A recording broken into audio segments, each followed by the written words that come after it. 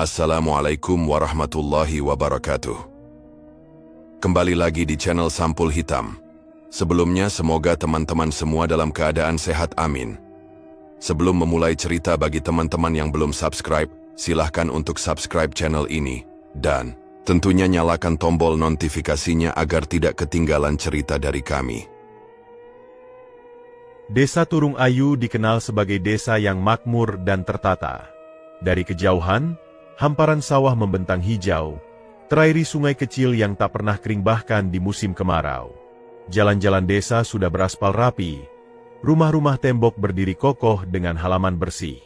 Di pagi hari, suara mesin penggiling padi bercampur dengan teriakan pedagang sayur yang melintas, menandakan roda ekonomi desa itu terus berputar. Sebagian besar warga Turung Ayu hidup sebagai petani, menggarap sawah warisan turun-temurun. Sebagian lainnya menjadi pengusaha kecil, pemilik penggilingan padi, toko sembako, atau pengepul hasil panen. Ada pula yang bekerja sebagai pegawai negeri, guru, atau merantau ke kota besar dan pulang setahun sekali membawa kabar keberhasilan. Di mata orang luar, Turung Ayu adalah desa percontohan, aman, religius, dan sejahtera. Semua itu tak lepas dari sosok kepala desanya, Pak Sulis. Pak Sulis telah menjabat sebagai kepala desa selama 2 periode. Namanya selalu disebut dalam setiap acara resmi, dari pengajian akbar hingga peresmian bangunan desa. Tubuhnya tegap, rambutnya klimis, dan senyumnya selalu mengembang saat berdiri di depan warga. Ia pandai berbicara, suaranya mantap dan penuh keyakinan, membuat siapapun yang mendengarnya merasa yakin bahwa desa ini berada di tangan yang tepat. Di depan umum, Pak Sulis dikenal sebagai sosok dermawan. Ia sering menyumbang karpet baru untuk musala, memberikan amplop pada panitia acara desa, atau menjanjikan bantuan bagi warga yang tertimpa musibah. Saat ada warga meninggal, ia datang paling depan, berjabat tangan, menepuk pundak keluarga duka, dan menyampaikan belasungkawa dengan suara berat yang dibuat-buat penuh empati. Kalau ada kesulitan, jangan sungkan lapor ke saya, ucapnya kerap kali, disambut anggukan hormat warga. Namun, di balik citra itu, ada sisi lain Pak Sulis yang jarang berani dibicarakan terang-terangan. Kekayaan Pak Sulis sejatinya bukan berasal dari gaji kepala desa. Ia lahir dari keluarga berada. Orang tuanya adalah tuan tanah besar di masa lalu, memiliki sawah luas dan rumah-rumah kontrakan di beberapa titik strategis desa. Warisan itulah yang membuat Pak Sulis hidup berkecukupan sejak muda. Uang baginya bukan masalah. Justru karena itulah, ia merasa dirinya berada di atas hukum dan aturan yang berlaku. Di ruang kerjanya di balai desa, Pak Sulis dikenal pelit dan perhitungan.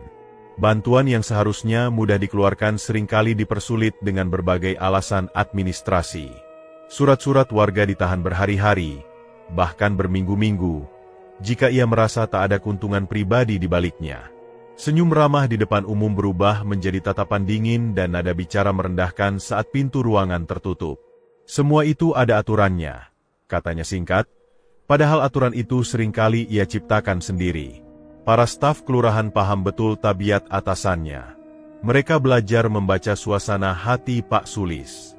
Jika ia sedang murah hati, urusan warga bisa selesai dalam 1 hari. Jika sedang kesal atau merasa tak diuntungkan, berkas akan mengendap di laci tanpa kepastian. Tak satu pun staf berani membantah. Jabatan Pak Sulis terlalu kuat. Pengaruh keluarganya terlalu besar. Selain pelit dan licik, Pak Sulis juga dikenal genit. Gosip tentang kebiasaannya menggoda janda-janda muda beredar pelan, seperti angin yang tak terlihat namun terasa. Di warung kopi, bisik-bisik itu sering muncul, meski segera ditelan suara sendok beradu dengan gelas. Katanya Pak Kades sering manggil janda ke ruangannya, ujar seseorang dengan suara diturunkan. Ah, jangan sembarangan ngomong. Itu fitnah, sahut yang lain, meski matanya menyiratkan keraguan. Pak Sulis memang pandai menjaga citra. Ia tak pernah terang-terangan bertingkah di depan banyak orang. Namun, sikapnya sering berubah saat berhadapan dengan perempuan yang datang sendirian, terutama mereka yang lemah secara ekonomi. Tatapan matanya lebih lama dari seharusnya, senyumnya lebih licin, dan nada suaranya seolah menyimpan maksud lain. Beberapa janda memilih diam, menelan rasa tidak nyaman demi urusan yang harus diselesaikan. Sebagian lagi memilih mencari jalan lain, meski lebih sulit. Tidak ada yang berani melawan secara terbuka. Di desa sekecil Turung Ayu, melawan kepala desa sama saja dengan mengundang masalah panjang. Pak Sulis tahu betul posisi itu. Kekuasaan memberinya rasa aman yang berlebihan. Ia merasa dihormati, ditakuti, sekaligus dibutuhkan. Di benaknya, semua orang memiliki harga, dan kekuasaan adalah alat tawar paling ampuh.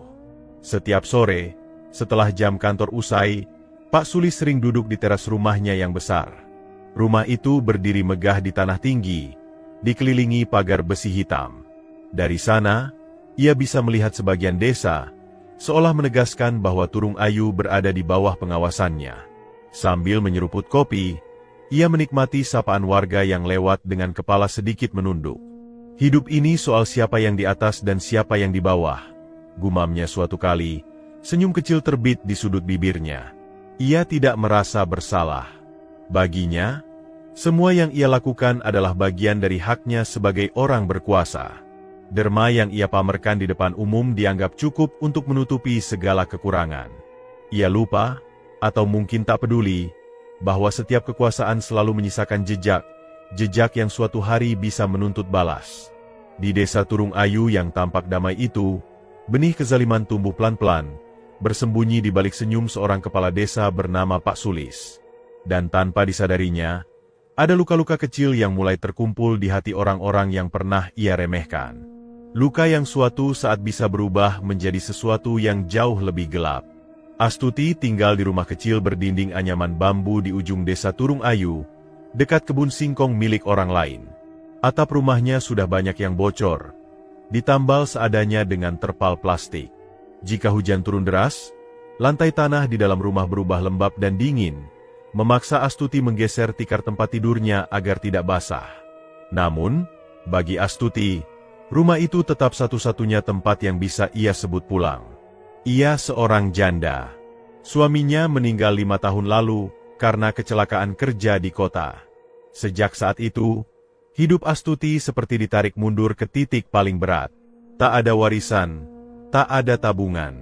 Yang tersisa hanya seorang anak laki-laki bernama Bayu, darah dagingnya, sekaligus alasan terkuat mengapa ia terus bertahan. Bayu berbeda dengan kebanyakan anak di sekitarnya. Ia pendiam, rajin, dan cepat memahami pelajaran. Guru-gurunya sering memuji kecerdasannya. Nilai-nilainya selalu berada di peringkat atas, meski seragamnya lusuh dan buku-bukunya bekas. Bayu sering belajar di bawah lampu minyak saat listrik padam, menahan kantuk dan lapar. Astuti kerap memperhatikannya dari kejauhan. Dadanya sesak oleh rasa bangga dan perih yang datang bersamaan. "Aku ingin sekolah tinggi, Bu," ucap Bayu suatu malam, dengan suara polos tapi penuh keyakinan. Astuti hanya tersenyum, meski hatinya gemetar. Ia tak pernah ingin mematahkan mimpi anaknya, meski hidup terus menamparnya dengan kenyataan. Untuk menyambung hidup, Astuti bekerja apa saja yang bisa ia lakukan. Pagi hari, ia menjadi buruh cuci di rumah-rumah orang berada. Tangannya kasar, kukunya pendek dan sering pecah-pecah karena sabun. Siang hari, jika masih ada tenaga, ia menjajakan gorengan atau kue titipan di depan rumah. Keuntungannya tak seberapa, hanya cukup untuk membeli beras dan lauk paling sederhana. Kadang, Astuti harus memilih, membeli minyak goreng atau membayar iuran sekolah Bayu. Pilihan-pilihan kecil itu terus menggerogoti batinnya. Ia terbiasa menahan lapar, asal anaknya bisa makan. Ia terbiasa memakai baju yang sama bertahun-tahun, asal Bayu punya buku tulis baru. Namun, hidup seakan tak pernah memberinya jeda. Suatu sore, saat Astuti sedang melipat cucian, Bayu pulang dengan wajah berseri. Di tangannya, sebuah amplop coklat tampak ia genggam erat. Napas Astuti tertahan saat Bayu menyerahkan amplop itu. "Bu, aku diterima di SMP negeri," kata Bayu, matanya berbinar. Astuti membuka amplop itu dengan tangan gemetar. Surat penerimaan itu seperti cahaya kecil di tengah hidupnya yang gelap. Ia membaca berulang-ulang, memastikan matanya tidak salah melihat. Anaknya lulus. Anaknya diterima. Namun, kebahagiaan itu hanya bertahan sebentar. Di bagian bawah surat, tercantum daftar biaya, seragam, buku, administrasi, dan keperluan lain. Angkanya membuat kepala Astuti berdenyut. Jumlah itu mustahil ia kumpulkan dalam waktu singkat. Bahkan jika ia bekerja tanpa henti, tetap saja tak akan cukup. Malam itu, Astuti tak bisa tidur. Ia duduk di samping Bayu yang sudah terlelap, memandangi wajah anaknya dengan mata basah. Ada rasa bersalah yang menggerogoti hatinya. Ia merasa gagal, seolah kemiskinannya adalah dosa yang diwariskan pada anaknya. "Maafkan ibu," bisiknya lirih, menahan isak. Beberapa hari kemudian, Astuti mendengar kabar tentang bantuan pendidikan bagi keluarga kurang mampu. Syaratnya satu, surat keterangan tidak mampu dari kelurahan. Harapan itu menyala kembali, meski kecil. Astuti tahu dirinya memenuhi kriteria. Ia miskin, jelas. Ia janda, tanpa penghasilan tetap. Seharusnya tak ada yang mempersulit. Dengan pakaian terbaik yang ia punya, baju sederhana yang sudah sering dicuci, Astuti mendatangi kelurahan. Ia membawa berkas-berkas seadanya, hasil menabung kertas dan fotokopi dari sisa uang belanja. Di ruang tunggu, ia duduk dengan kepala tertunduk, menunggu namanya dipanggil. Astuti bukan orang yang terbiasa berurusan dengan kantor pemerintahan. Setiap langkahnya terasa canggung. Ia merasa kecil, seperti tamu yang tak diundang. Namun, demi Bayu, ia menyingkirkan rasa malu itu. "Ini demi masa depan anakku," batinnya berulang kali. Surat keterangan tidak mampu itu menjadi harapan terakhirnya. Astuti menggantungkan masa depan Bayu pada selembar kertas dengan cap resmi. Ia tak meminta lebih. Ia hanya ingin anaknya tetap sekolah, tetap punya mimpi. Saat ia keluar dari kelurahan hari itu, matahari terasa lebih terik dari biasanya.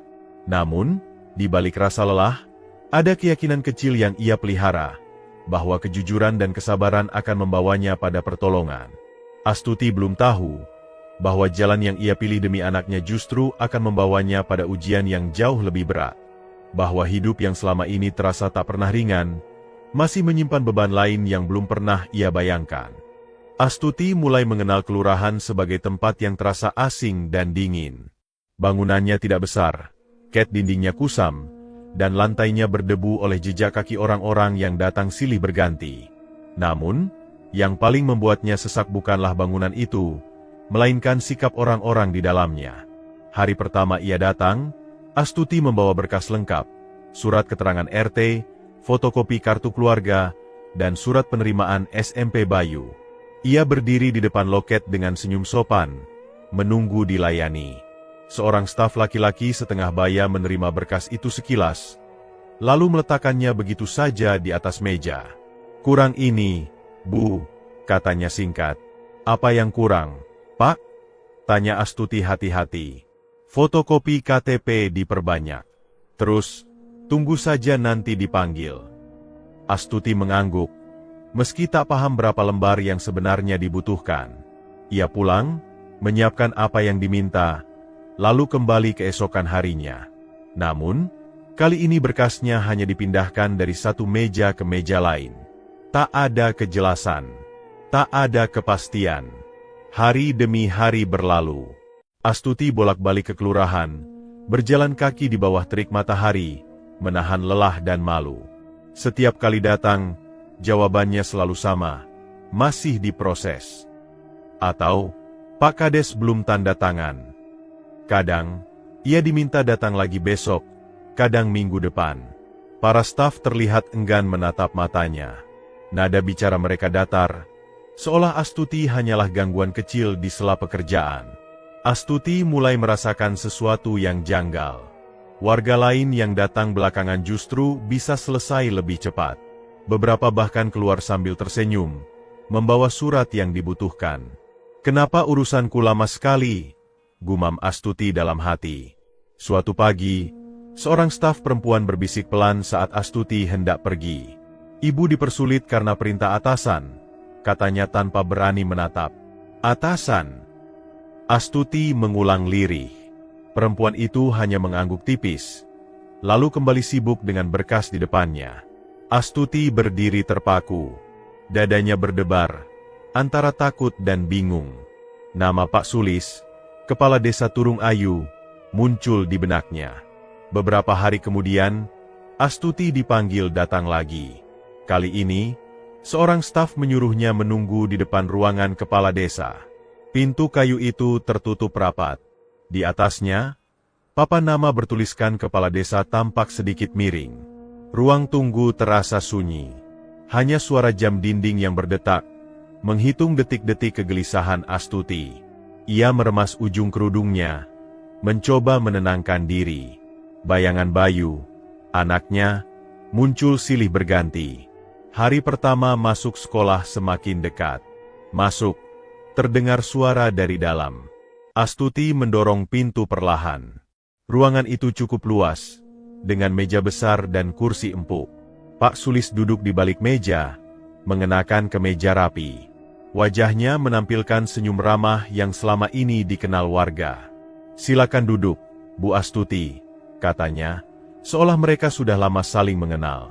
Astuti duduk dengan punggung tegang. Tangannya diletakkan di pangkuan, menahan gemetar. Pak Sulis membuka berkas di depannya, pura-pura membaca, lalu mengangguk-angguk kecil. "Anaknya mau masuk SMP, ya?" "Pintar," katanya. Ucapnya ringan. "Iya, Pak," jawab Astuti lirih. "Saya hanya ingin minta surat keterangan tidak mampu, Pak, supaya anak saya bisa dapat bantuan." Pak Sulis tersenyum lebih lebar. "Bisa diatur, Bu. Semua bisa diatur di desa ini," katanya sambil menyandarkan tubuh ke kursi. Nada suaranya masih terdengar ramah. Namun ada sesuatu yang membuat Astuti tak nyaman. Tatapan mata Pak Sulis tak sepenuhnya tertuju pada berkas. Sesekali, matanya melirik wajah Astuti, turun perlahan, lalu kembali naik. Astuti menelan ludah. "Tapi, Bu," lanjut Pak Sulis, suaranya kini lebih rendah. "Ibu tahu sendiri, banyak yang minta bantuan. Saya harus adil." "Iya, Pak. Saya mengerti," jawab Astuti cepat, berharap pembicaraan segera selesai. Pak Sulis berdiri, berjalan mengitari meja. Langkahnya pelan, seolah sedang memikirkan sesuatu. Ia berhenti di dekat Astuti, terlalu dekat. Bau parfum menyengat hidung Astuti, membuatnya ingin mundur. "Niat ibu menyekolahkan anak patut dihargai," kata Pak Sulis. Suaranya berubah. Tak lagi terdengar seperti pemimpin yang bijak, melainkan seperti seseorang yang sedang menimbang untung rugi. Astuti mendongak, matanya bertemu dengan tatapan Pak Sulis yang kini berbeda. Senyum di wajah pria itu bukan lagi senyum ramah, melainkan senyum yang membuat perut Astuti mual. "Begini saja, Bu," ucap Pak Sulis pelan, seolah takut didengar dinding. "Saya bisa bantu. Cepat malah." Hati Astuti berdebar. "Terima kasih, Pak," katanya refleks. Namun, kalimat berikutnya membuat dunia Astuti seolah runtuh. "Kalau ibu mau menukar bantuan itu dengan tubuh ibu." Ucapan itu diiringi senyum tipis, seolah yang ia tawarkan adalah hal wajar. Ruangan terasa semakin sempit. Udara seakan menekan dada Astuti. Ia terpaku, tak mampu bergerak, tak mampu bicara. "Tenang saja," lanjut Pak Sulis santai. "Tidak ada yang tahu. Setelah itu, surat beres. Anak ibu bisa sekolah." Astuti merasakan sesuatu pecah di dalam dirinya. Harga diri, rasa aman, dan keyakinannya pada keadilan seolah direnggut dalam satu kalimat keji. Ia ingin berdiri dan pergi, ingin berteriak, ingin memaki. Namun, bayangan Bayu kembali muncul, wajah anaknya yang penuh harap. Tangannya mengepal di pangkuan. Air mata menggenang, namun tak jatuh. Di hadapannya, Pak Sulis berdiri dengan keyakinan penuh, seolah yakin bahwa kekuasaannya tak akan pernah ditolak. Pintu kelurahan itu terasa benar-benar terkunci bagi Astuti. Bukan oleh kayu dan engsel, melainkan oleh kekuasaan yang kejam dan tak berwajah. Dan di dalam ruangan sunyi itu, Astuti dihadapkan pada pilihan paling pahit dalam hidupnya, pilihan yang akan menghantui langkahnya selamanya. Astuti pulang dari kelurahan dengan langkah gontai. Jalan tanah yang biasanya ia lewati terasa lebih panjang dari biasanya. Kepalanya penuh oleh satu kalimat yang terus berputar, menusuk, dan tak mau pergi. Tawaran itu seperti racun, menjijikan, memalukan, tetapi perlahan menyusup ke setiap sudut pikirannya. Ia tiba di rumah saat senja turun. Bayu sedang duduk di lantai, mengerjakan soal-soal lama dengan pensil pendek yang ujungnya hampir habis. Anak itu menoleh dan tersenyum kecil. "Ibu capek?" tanyanya polos. Astuti mengangguk, memaksa bibirnya ikut tersenyum. Ia tak sanggup menjawab lebih. Di dapur kecil, ia merebus air dan menanak nasi seadanya.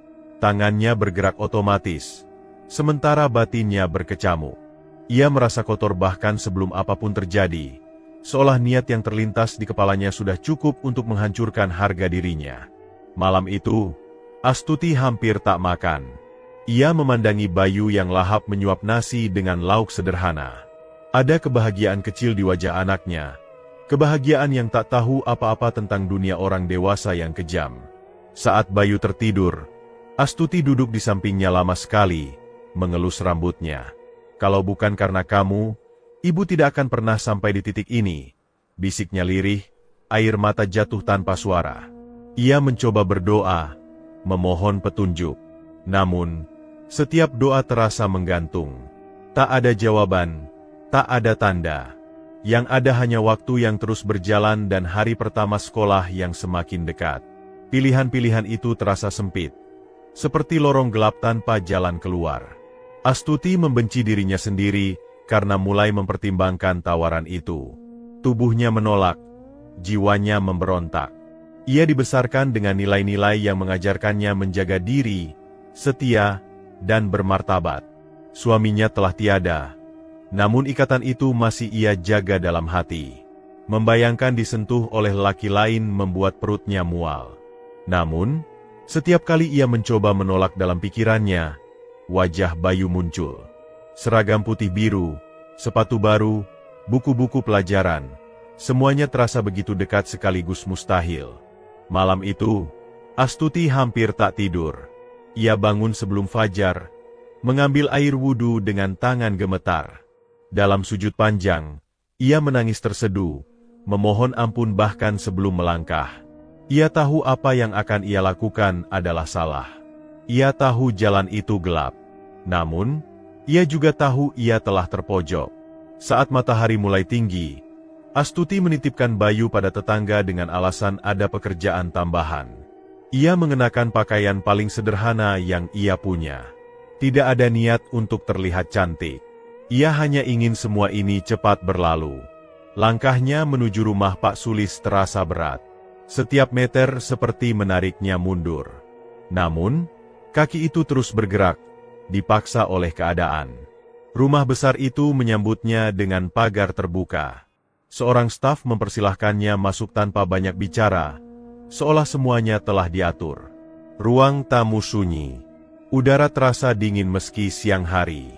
Tak lama, Pak Sulis muncul dengan senyum yang sama, senyum yang kini terasa menghina. Astuti menunduk, menahan gemetar. "Kau datang," ucap Pak Sulis ringan, seolah menyambut tamu biasa. Astuti mengangguk. Tak ada kata yang keluar. Lidahnya keluh. Dadanya berdebar begitu kencang hingga ia takut pingsan. Malam itu pun terjadi, tanpa cinta, tanpa kerelaan. Astuti menutup mata, mematikan perasaan, mencoba menjauh dari tubuhnya sendiri. Yang ia rasakan hanya dingin, takut, dan kehampaan. Ia seperti kehilangan dirinya, seperti menyerahkan sesuatu yang tak akan pernah bisa ia ambil kembali. Tak ada romantika, tak ada kelembutan. Hanya keheningan yang memalukan dan detik-detik yang berjalan terlalu lambat. Astuti menahan napas, menahan air mata, menunggu semuanya selesai. Saat semuanya berakhir, Astuti duduk diam, tubuhnya terasa lelah dan asing. Pak Sulis berdiri, merapikan pakaiannya, kembali mengenakan wajah seorang pemimpin desa yang rapi dan berwibawa. Ia menepuk bahu Astuti seolah memberi penghargaan. "Tenang saja," katanya santai. "Akan aku atur untuk anakmu." Kalimat itu terdengar seperti janji, sekaligus ancaman. Astuti tak menjawab. Ia bangkit dengan langkah goyah, mengambil kerudungnya, dan keluar tanpa menoleh. Ia tidak ingin melihat wajah itu lagi. Ia tidak ingin mengingat apapun dari rumah itu. Di luar, udara terasa menusuk. Astuti berjalan tanpa tujuan, membiarkan langkahnya membawanya pulang. Setiap orang yang ia lewati terasa seperti sedang menatapnya, meski sebenarnya tidak. Rasa malu menempel di kulitnya, lebih berat dari pakaian yang ia kenakan. Sesampainya di rumah, Astuti langsung membersihkan diri.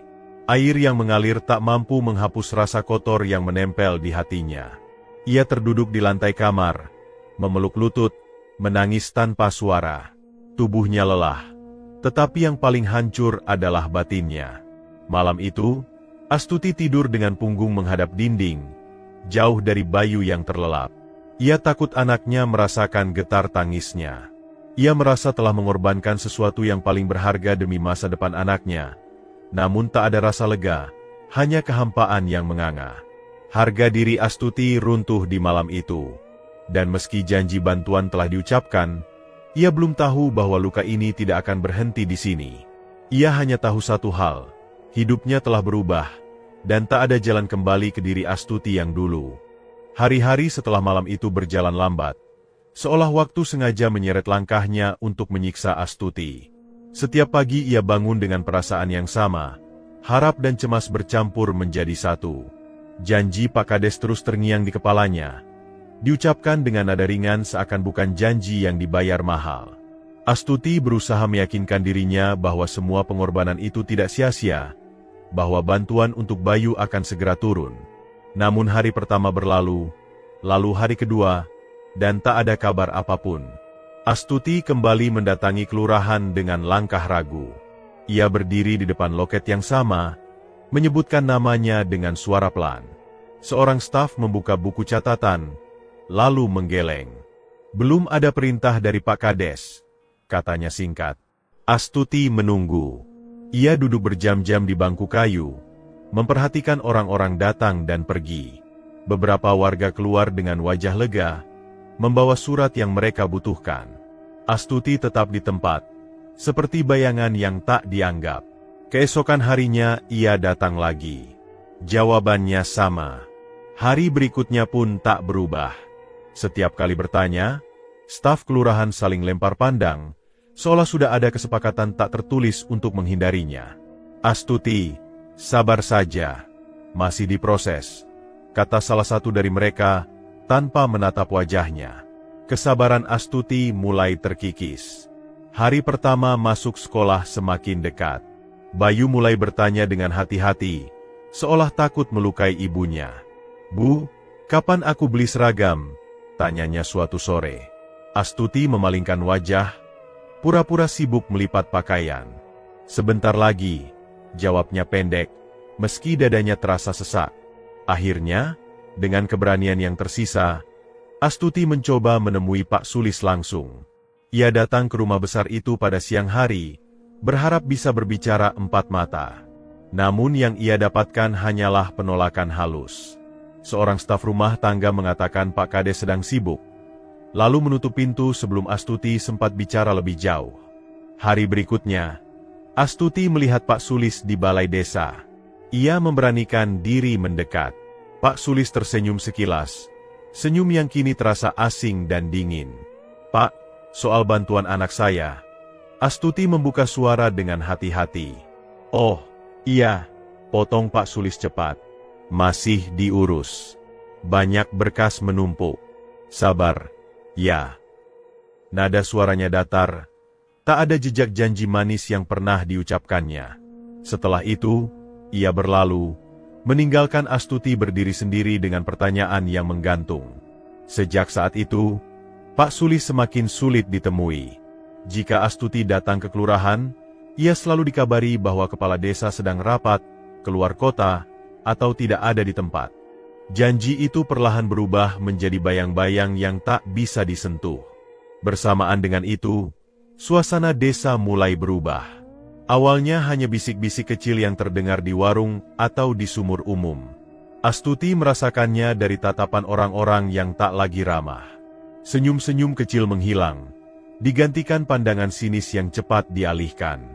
Perempuan itu cari perhatian Pak Kades. Terdengar suara seseorang suatu pagi. Astuti pura-pura tak mendengar, meski kata-kata itu menusuk telinganya. Fitnah berkembang seperti api kecil yang dibiarkan menyala. Cerita dipelintir, kebenaran dibalikan. Astuti disebut perempuan murahan yang sengaja menggoda pemimpin desa demi keuntungan pribadi. Tak ada yang bertanya padanya. Tak ada yang ingin tahu cerita dari sisi lain. Pak Sulis tetap tampil seperti biasa, berwibawa, ramah, dan bersih di mata warga. Sementara Astuti perlahan dijatuhkan, dibiarkan menanggung aib yang bukan miliknya. Pengucilan itu terasa nyata dalam keseharian. Warung tempat Astuti biasa menitipkan gorengan mulai menolak halus. Sudah penuh, kata pemiliknya, meski etalase terlihat kosong. Tetangga yang dulu sering menyapa kini menunduk atau berbalik arah saat berpapasan. Yang paling menyakitkan adalah saat dampaknya menyentuh Bayu. Suatu siang, Bayu pulang dengan wajah muram. Ia meletakkan tasnya pelan, lalu duduk tanpa bicara.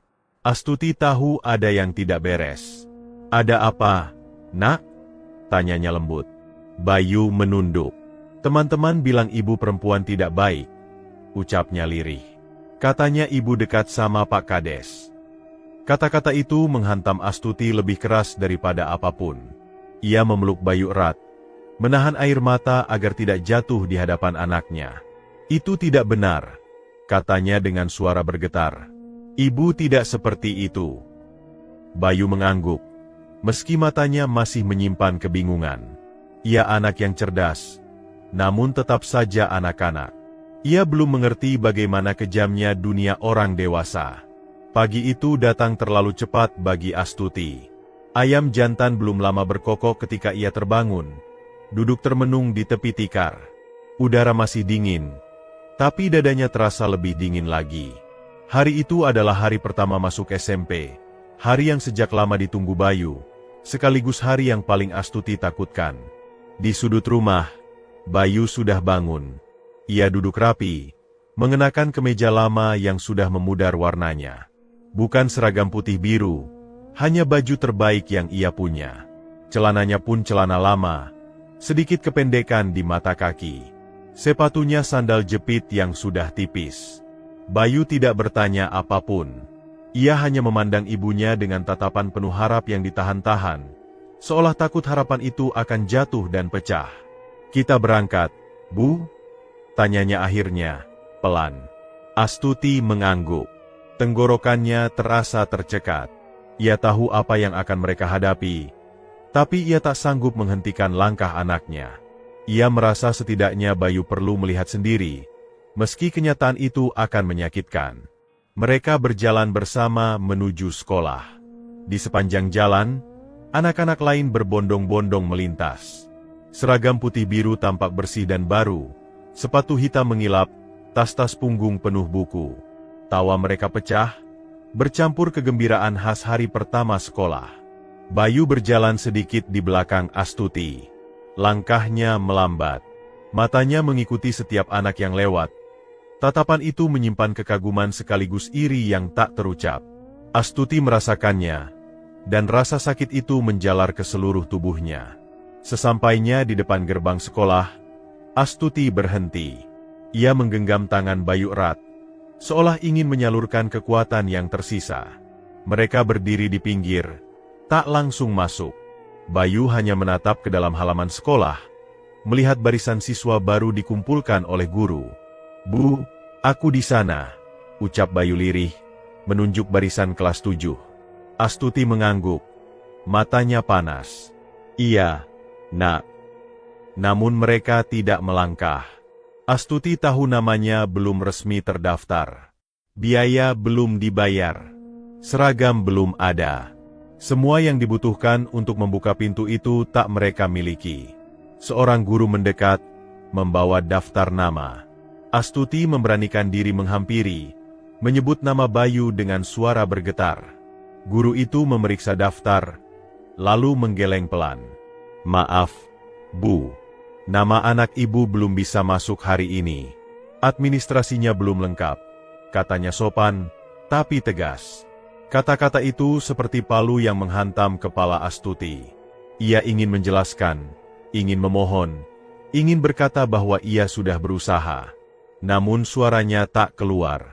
Ia hanya mengangguk, menarik tangan Bayu perlahan. Bayu tidak menangis di depan sekolah.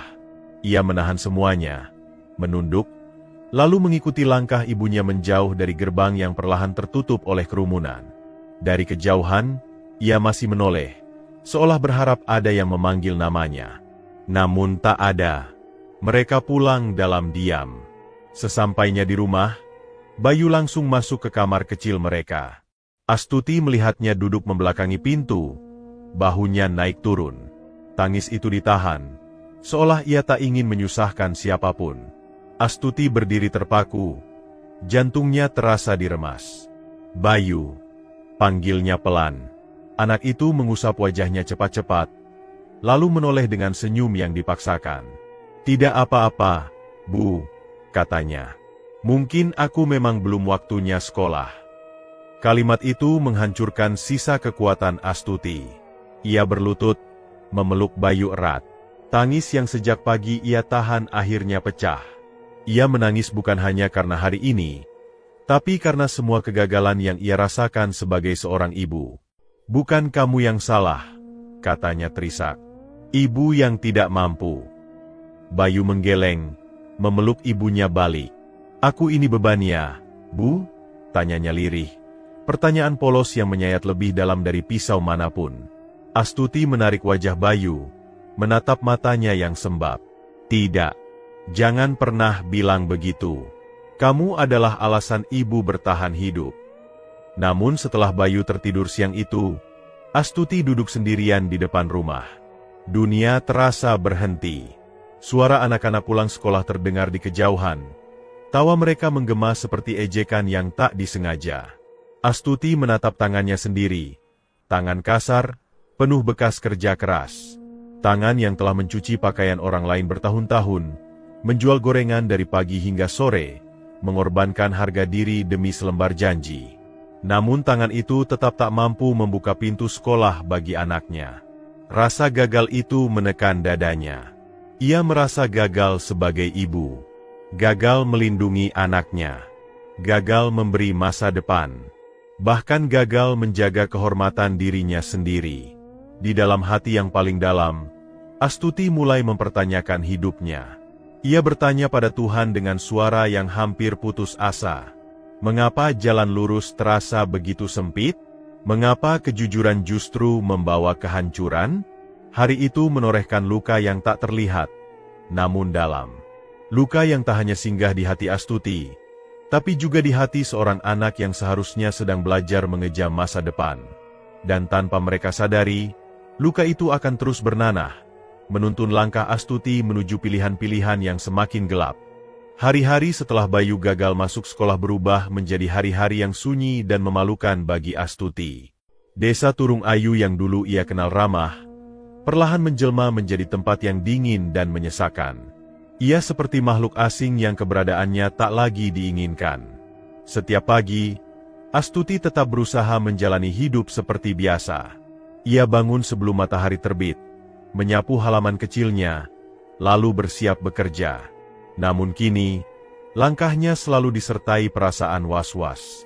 Tatapan orang-orang tak lagi sama. Ada yang terang-terangan memalingkan wajah, ada pula yang berbisik pelan saat ia lewat. Saat Astuti mencoba membeli kebutuhan di warung, pemiliknya hanya melirik sekilas lalu berkata singkat, "Barangnya habis." Padahal Astuti melihat rak masih terisi. Di warung lain, ia dibiarkan berdiri lama tanpa dilayani, hingga akhirnya menyerah dan pergi. Rasa lapar ia tahan, rasa malu ia telan bulat-bulat.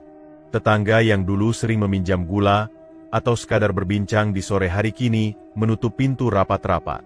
Jika Astuti lewat, jendela segera ditutup, percakapan dihentikan. Anak-anak dilarang bermain dekat rumahnya. Bayu semakin sering diam di dalam rumah, menekuni buku-buku lama yang kini terasa tak berguna.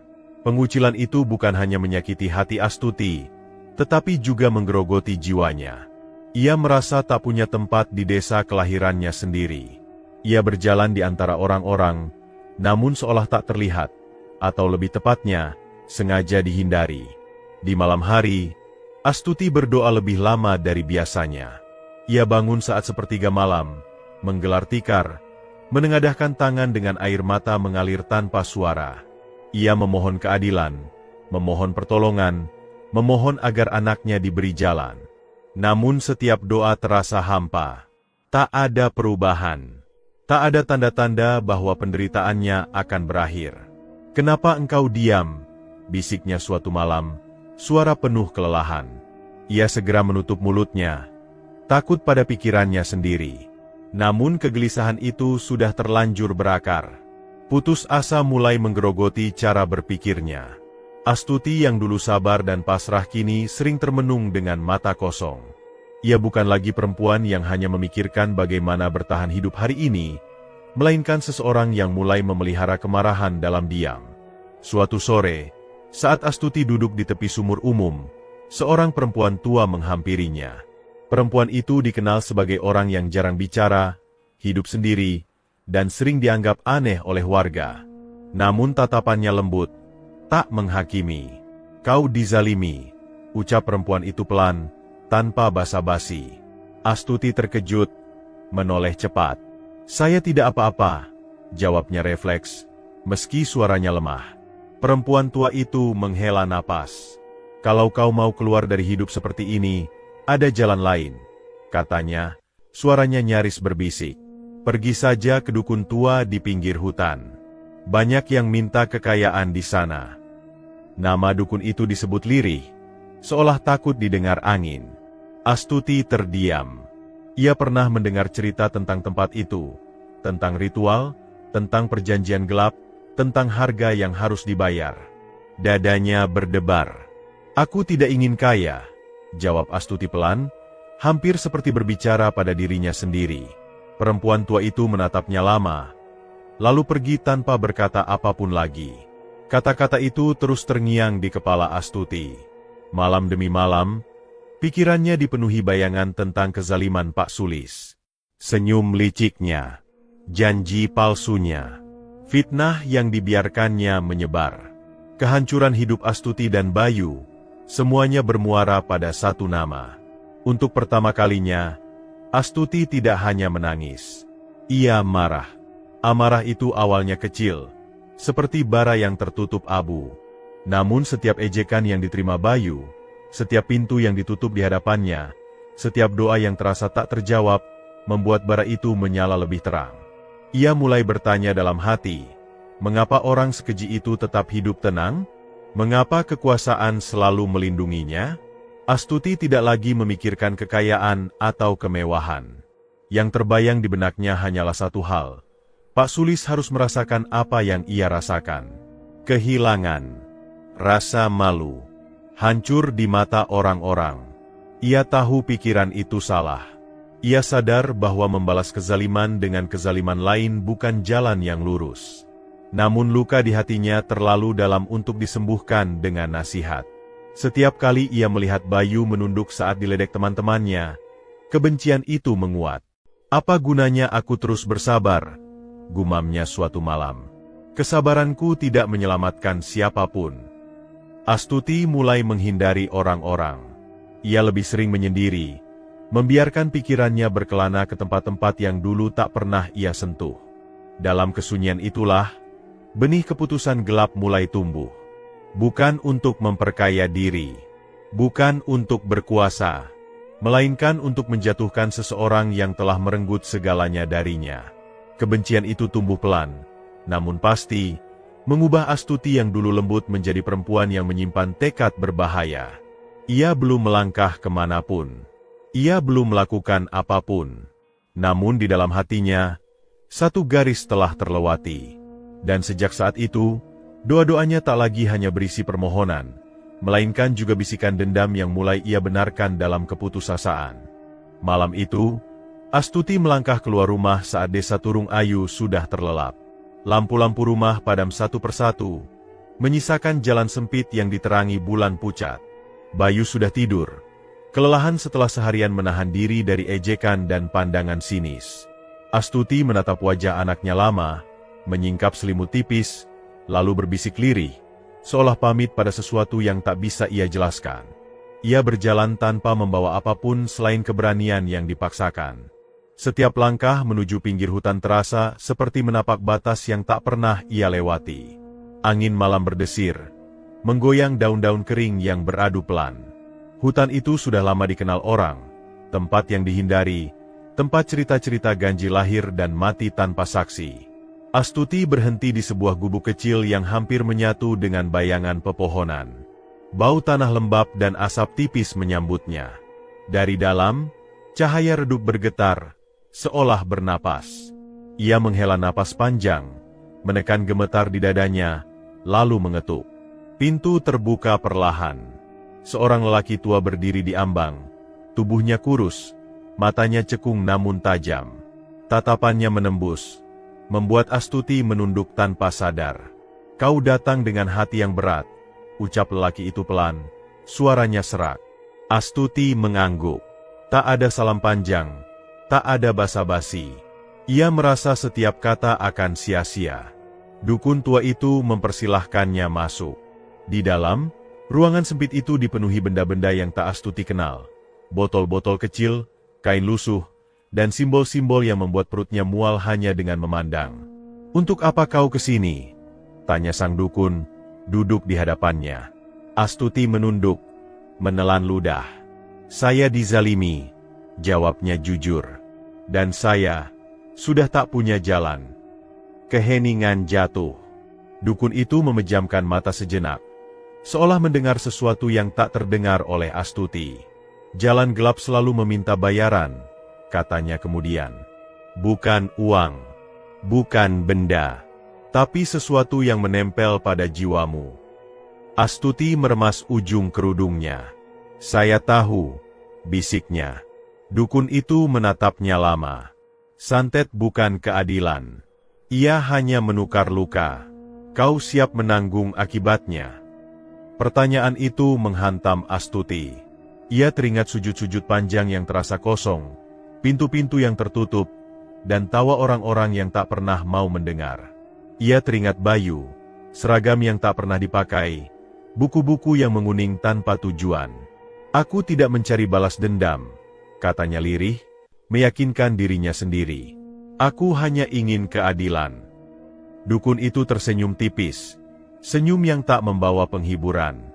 Keadilan versi putus asa seringkali paling mahal. Ritual itu dimulai tanpa banyak penjelasan. Astuti hanya diminta duduk, menenangkan napas, dan mengucap niat dari hati. Suasana menjadi hening, pekat, seolah udara mengental. Dukun itu melantunkan kata-kata yang tak Astuti pahami, bukan doa yang pernah ia dengar, bukan pula bahasa yang ia kenal. Hanya getaran yang membuat kulitnya merinding. "Jangan sebut nama dengan kebencian," kata dukun itu tiba-tiba. "Sebut dengan luka." Astuti mengangkat wajahnya.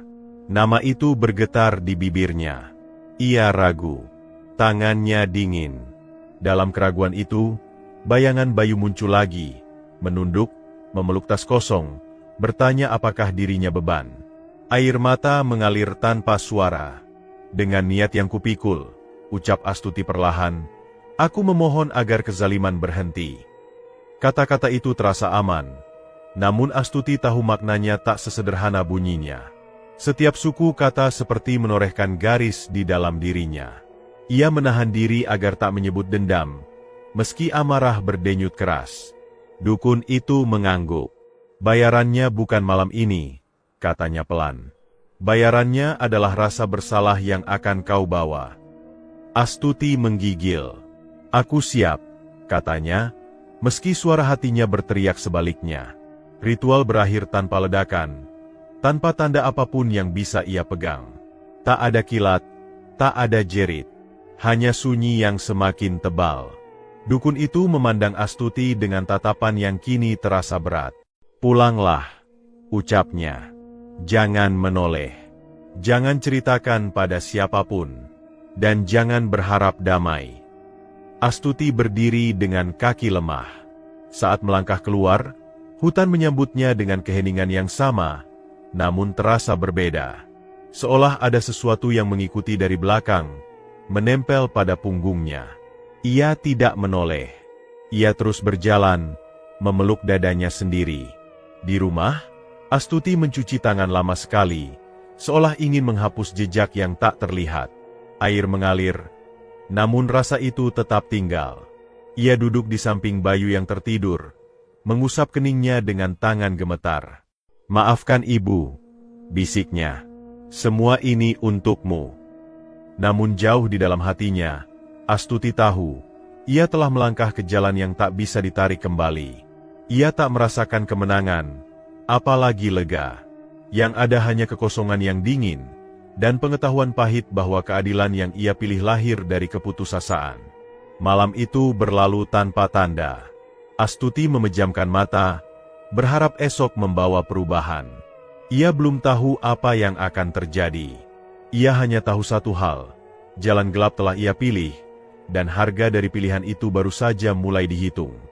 Hujan turun sejak senja, mula-mula rintik yang sabar, lalu berubah menjadi curahan deras yang memukul atap rumah-rumah warga tanpa ampun. Malam menutup desa Turung Ayu dengan kelam yang pekat. Angin membawa aroma tanah basah, bercampur rasa cemas yang entah mengapa terasa lebih berat dari biasanya.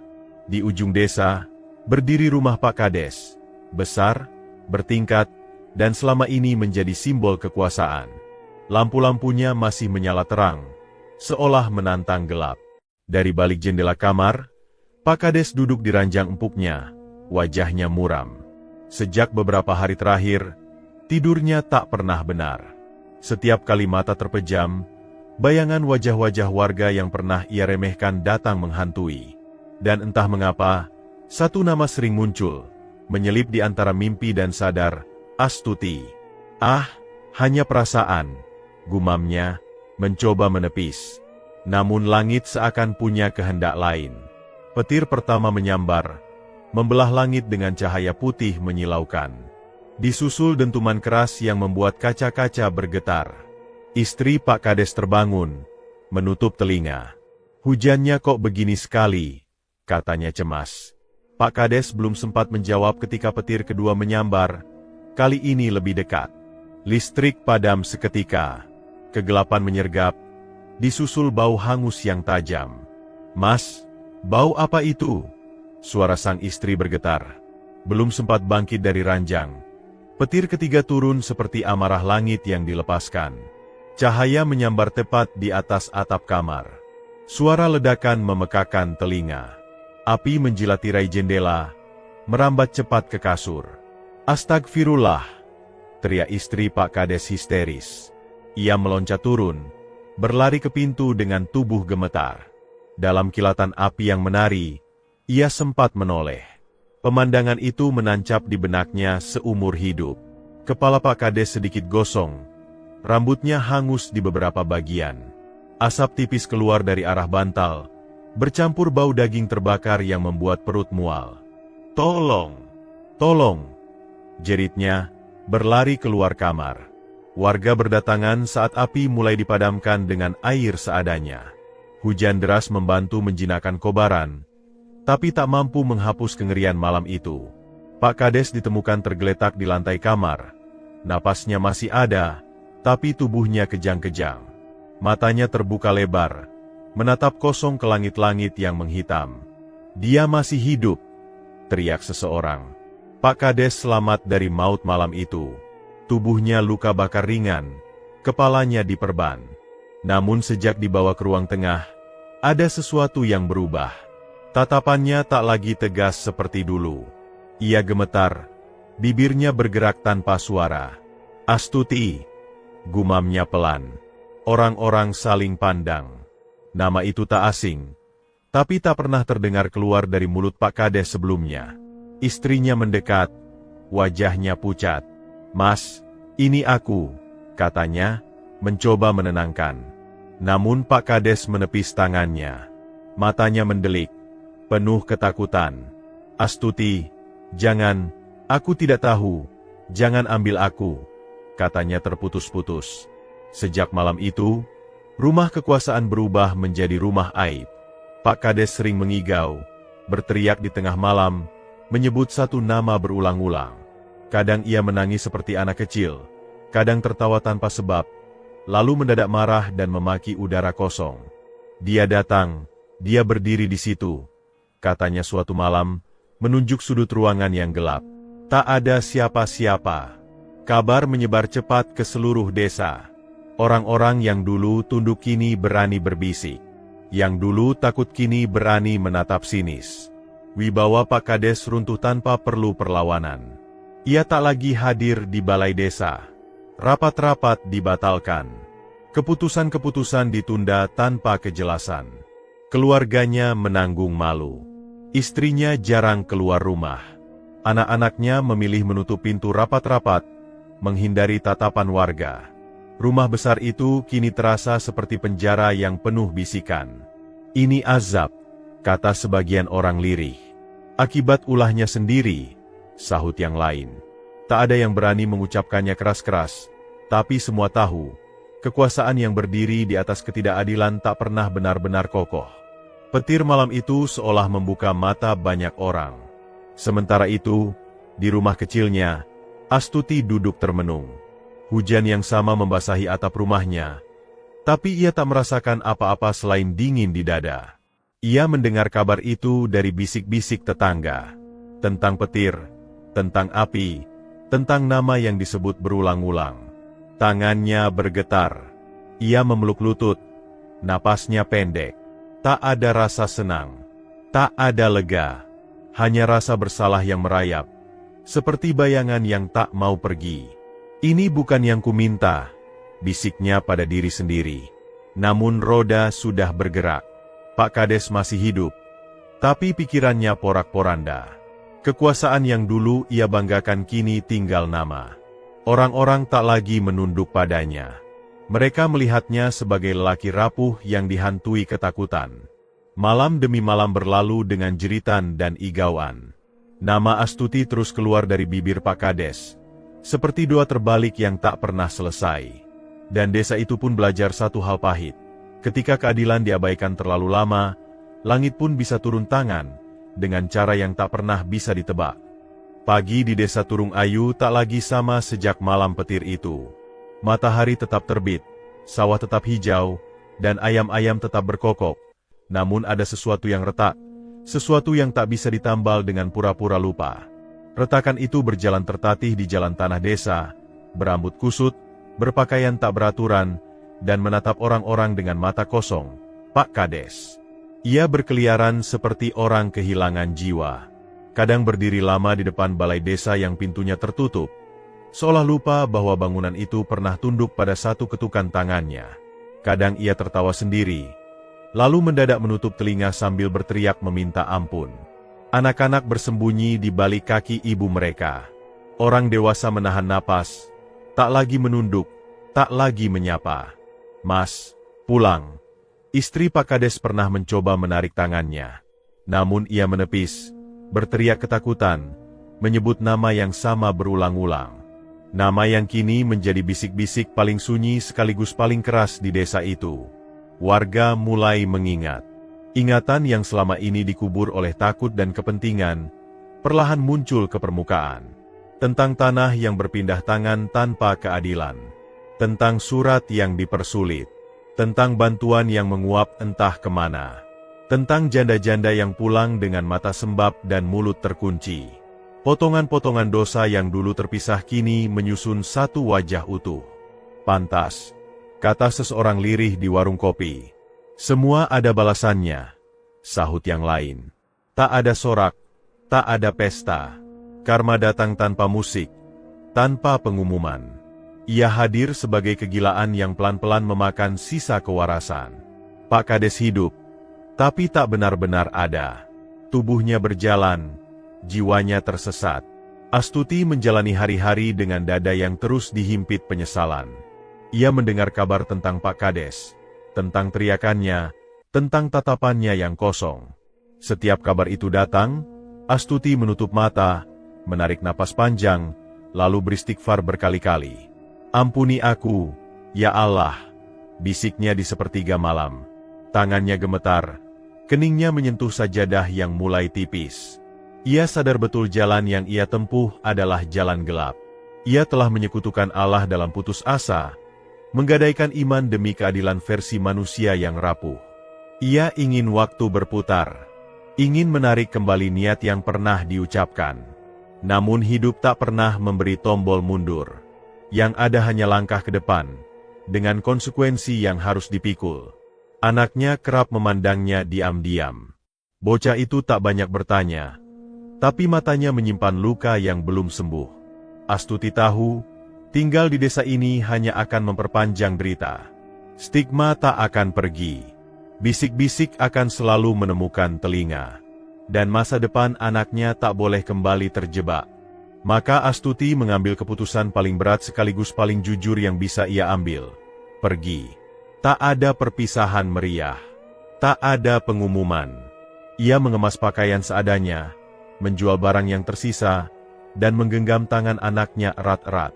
Pagi itu, mereka melangkah keluar desa dengan langkah kecil namun pasti.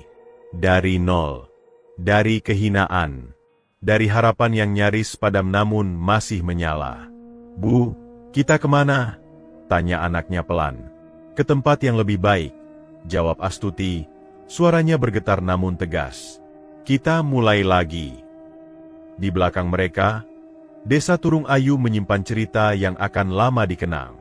Pak Kades akhirnya dibawa keluarganya untuk berobat. Namun kegilaan itu tak kunjung reda. Kadang ia tenang, kadang ia kembali mengamuk, memohon pada bayangan yang hanya ia lihat. Kekuasaan yang dulu membuatnya kebal hukum kini tak mampu melindunginya dari dirinya sendiri. Warga belajar dengan cara yang pahit, bahwa kezaliman yang dibungkus kebaikan tetaplah kezaliman. Bahwa senyum di depan umum tak menghapus dosa di balik pintu tertutup, dan bahwa ketakutan yang dipelihara bersama akan berubah menjadi penyesalan bersama. Astuti memulai hidup baru di desa lain. Ia bekerja apa saja, membersihkan rumah orang, menjual makanan kecil, dan kembali berdoa, kali ini dengan hati yang remuk namun jujur. Ia mengajarkan anaknya untuk tetap sekolah, meski jalannya lebih panjang dan terjal. Setiap langkah adalah penebusan. Setiap doa adalah pengakuan. Karma telah bekerja dengan caranya sendiri. Bukan untuk memuaskan siapapun. Bukan pula untuk membenarkan apapun. Ia datang sebagai cermin, memperlihatkan wajah asli manusia saat kekuasaan, ketakutan, dan putus asa saling berkelindan. Lalu, pertanyaan itu menggantung di udara desa dan di hati siapapun yang mendengarnya. Siapa sebenarnya yang paling berdosa? Pelaku kezaliman yang merasa kebal, atau korban yang memilih jalan gelap saat semua pintu ditutup? Tak ada jawaban yang mudah. Yang ada hanya pelajaran yang mahal. Keadilan sejati tak pernah lahir dari paksaan dan dosa, dan iman yang runtuh di tengah putus asa meninggalkan luka yang panjang. Namun hidup, betapapun kejamnya, selalu memberi satu kesempatan terakhir, untuk bertobat, untuk memperbaiki, dan untuk memulai kembali, meski dari titik yang paling rendah. Tamat.